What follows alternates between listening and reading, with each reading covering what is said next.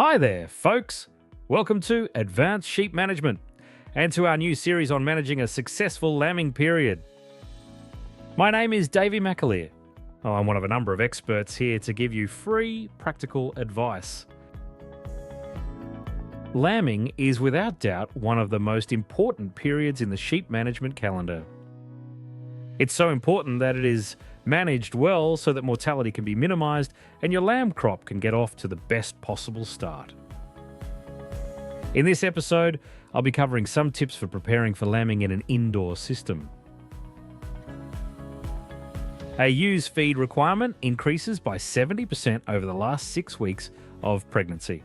If sufficient feed isn't given, then there is a risk of twin lamb disease resulting in the loss of ewes pre-birth. There is also a risk of ewes lambing with insufficient body condition to produce adequate colostrum. Ewes body condition should be a 3 or 3.5 score, which will indicate they are on target. So ewes can be separated effectively, have them scanned around 80 days of pregnancy, and separate in the lambing shed according to whether they are carrying singles, doubles, or triplets. Forage, hay, or shortcut dry silage should be the primary feed, but you will also need to give a 16 to 18% protein ration daily over the last 6 weeks to meet their full requirements.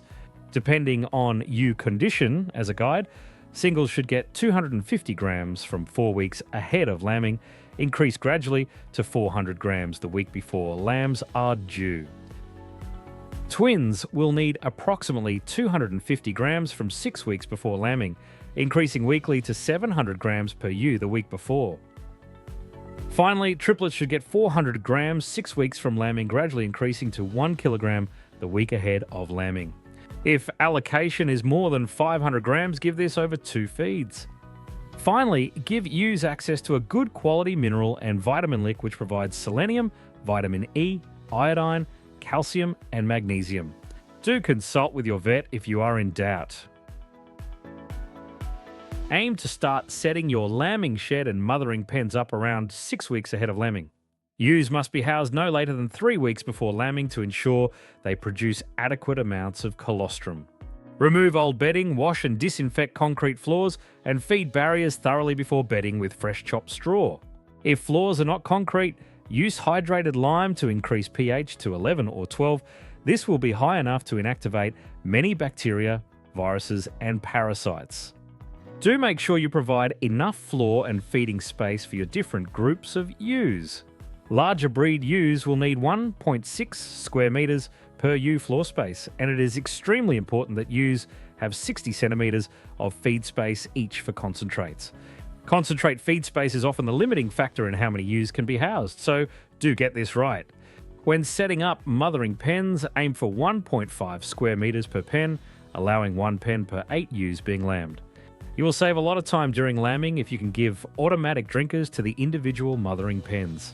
Remember, carrying water takes a lot of time and energy. Avoid if you can. Finally, do ensure all feed troughs, buckets, and drinkers are clean and sanitized. Also set up a sink where hot water is available so that you can easily clean required lambing equipment like feed bottles, stomach tubes, etc. This kind of equipment must be kept clean at all times. It is highly recommended that you protect your flock's health with a comprehensive vaccine program. Ewes should be given an annual vaccination against clostridial diseases around 4 weeks before lambing. This will both protect the ewe and the unborn lambs for the first 4 to 6 weeks of their lives. Protection against abortion, both enzootic and caused by toxoplasmosis, can also be achieved by vaccination, but this must be given no later than 4 weeks before the rams are put to the ewes in the autumn. Before housing, it is also important that any ewes with foot problems are identified and treated with both antibiotics and walking through a foot bath with an approved product. Housing ewes with foot rot will only spread the problem to others, so do give them care. If treatment is not successful, keep affected ewes in an isolation pen. Finally, also ensure ewes have been dosed for fluke approximately 6 weeks ahead of lambing, with a second dose given at turnout to the field with lambs at foot.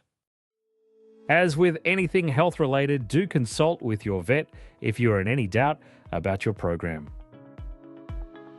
Do make sure you have all the necessary supplies in place before lambing starts. Make a list and head to the farm supply shop or website early.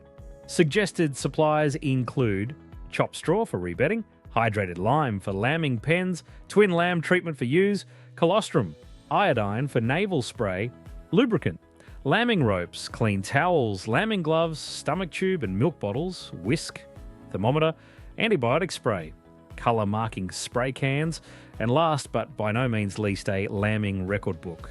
A clean work surface to store your supplies is also recommended, along with a toolbox, so that everything can be kept together and easily carried to where it's needed.